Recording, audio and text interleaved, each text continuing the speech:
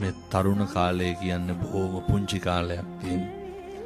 ඔය කාලේ ගංජා ගහලා සිගරට් අරක්කු බීලා පෙති ගහලා අයිස් ගහලා මොකක් හරි වුණාම කවුද ඉන්නේ? මිනිස්සුන්ට මේක තේරෙන්නේ නැහැ. මම මේ ඕන තරම් බන්ධනාගාරවල බණවලට යනවා. පොලිස් සෝයසි මහත්තුරු කියන හාමුදුරුවනේ හැමදාම අපදෙන්න දෙන්නේ කවුද? එක්ක අම්මා නැත්තම් තාත්තා නැත්තම් බිරිඳ ඔච්චරයි. එනකොට අහුවෙලා තියෙන්නේ යාළුවොත් එක්ක ඉන්නකොට. එක්ක අම්මා එක්ක තාත්තා එක්ක බිරිඳ. කොල්ලෙක් කියනවා මට මාතර ගිය මාසේ බන්ධනාගාරයට. හාමුදුරුවනේ පව් හොඳ දඩබ්බර කොල්ලෝ මේක පෙරලන්න පුළුවන් ඒව.